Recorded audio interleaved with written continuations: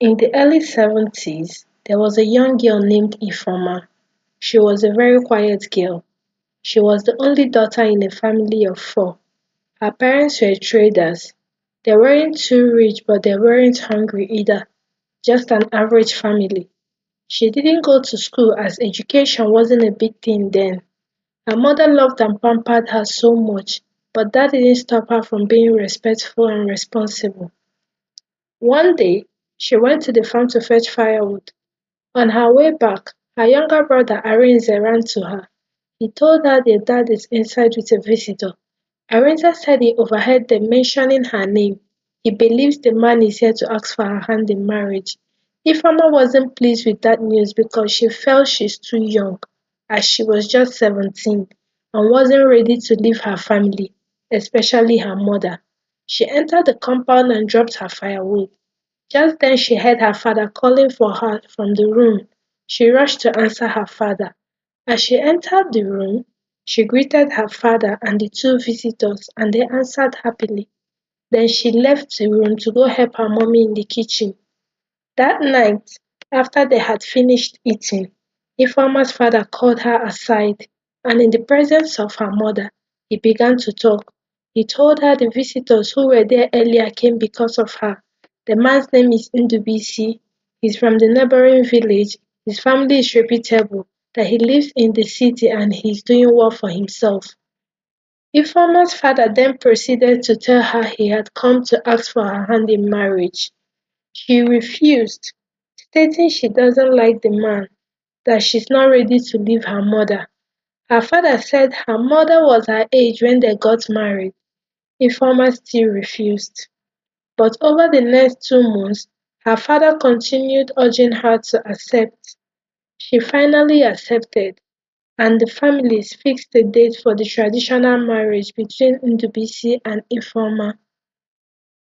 Ifeoma and Ndubisi's traditional marriage was the talk of the village for the season. It was a lavish event, with Ndubisi's friends and wealthy colleagues coming to support him on his big day. It was truly a sight to behold, with lots of merriment and gifts for their well-wishers. It was the wedding of the year.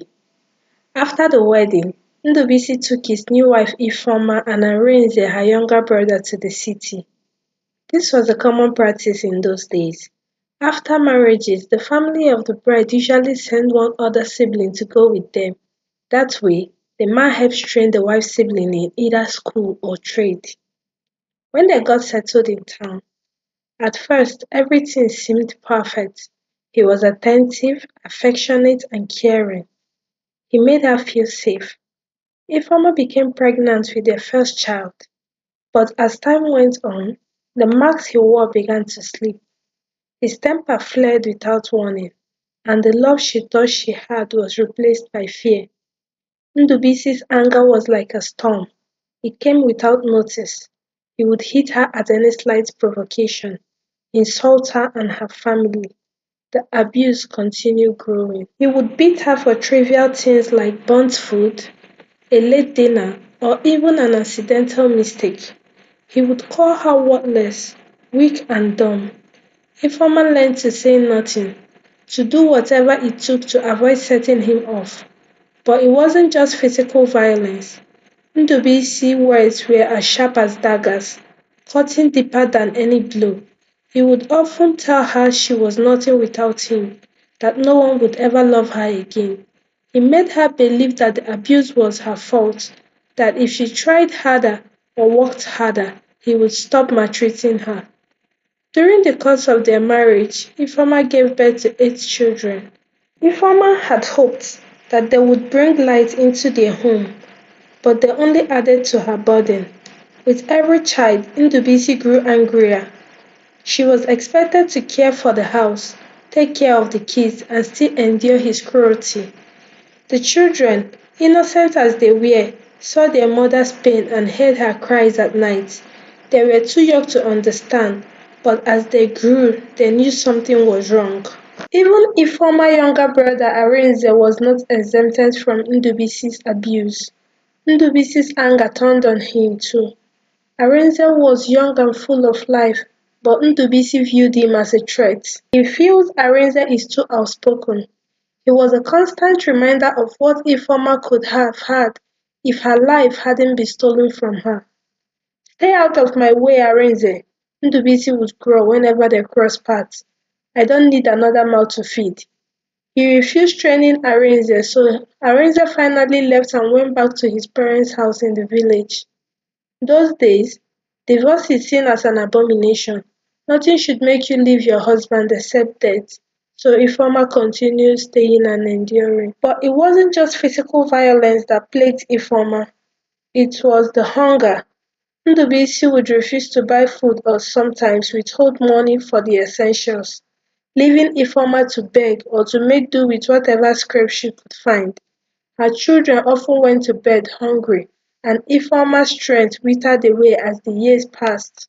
One evening, Ndubisi came home angry as usual. Ifeoma had learned to read the signs. She had no idea what had set him off, but she could feel the tension in the air. He slammed the door and sat down. Pack your bags, we are moving, he said. Moving? Where? Ifeoma asked, her heart skipping a beat. They had just settled into their life in the city.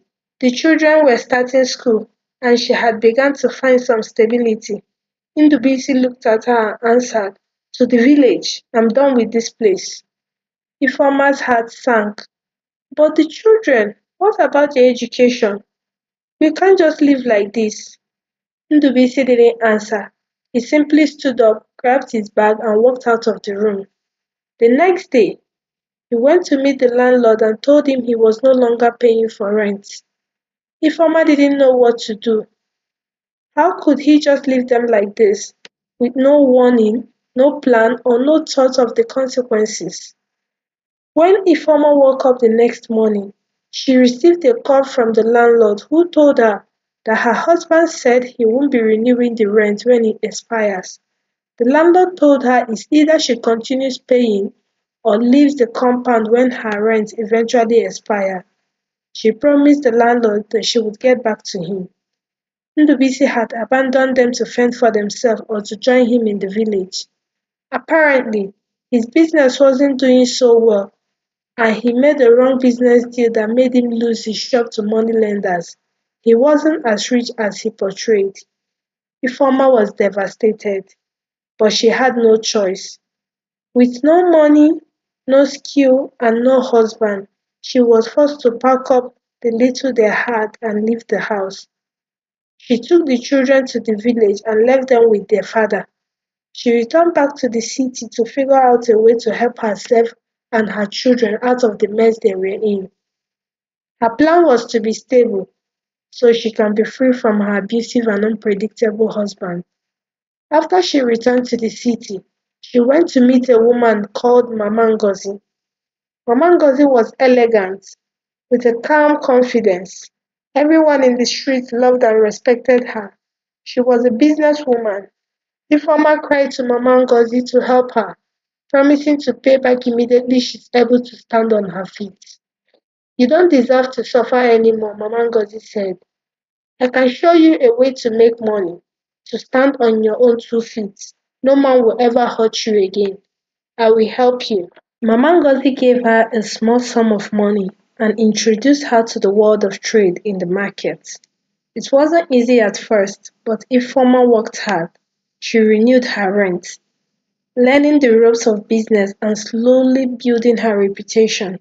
She began selling food and other items, and soon enough, her shop became one of the most popular in the market. She went back to the village and carried her children back to the city and enrolled them back in school.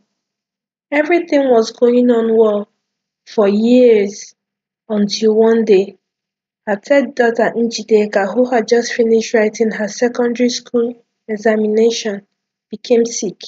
She looked swollen and had no appetite. She was taken to the hospital, but nothing serious was found, and in less than a week she died. Every 4 years, one child would die in the same manner. First it was Njideka, then Nonso, then Amarachi, and then Oluchi. Out of 8 children, The now remaining four. Amarachi's death shook Ifeoma to her core. She had been the first to leave the house, the first to get married, and Ifeoma had hoped that Amarachi would be the one to escape the horrors of their past. But her death, like the others, was mysterious. No one could explain it. Soon Ifeoma's remaining children began to whisper in fear. They met in secret, trying to find a pattern, a reason behind the death. They spoke in hushed tones, wondering if their mother had something to do with it. Was there something she wasn't telling them? But whenever they asked Ifeoma, she simply said nothing other than crying. I don't know what's happening, my children. They would pray as a family, fast, and even invite pastors for family liberation, but it didn't stop the mysterious death of Ifeoma's children. As the years went on, and more of her children died mysteriously in the same pattern, the whispers grew louder. Ndubisi, now living in the village, returned to the city one fateful day. His face was twisted in anger as he confronted the former. You are a witch, he shouted. You've been feeding on our children's lives. That's why you're rich now. You've made a pact with the devil, haven't you? Ifeoma was shocked. She had never once entertained the idea of witchcraft, let alone sacrifice her children for power. But Ndubisi's accusations spread like wildfire. People began to look at her with suspicion. She was no longer just the beautiful, strong woman who had built a life from nothing. Now she was the woman who had lost everything: her children, her dignity, and her reputation. Some believed Ndubisi's accusation. They said that her wealth and power came at a cost. Others, however, saw her as a victim, a woman trapped in a marriage to a cruel man, abandoned by him, and forced to make her way in a world that had shown her no mercy. Ifeoma's life became a paradox. To some, she was a victim of circumstances, a woman who had fought to survive in the face of unimaginable hardship, and to others, she was a witch, a woman who had crossed the line in her desperation to survive.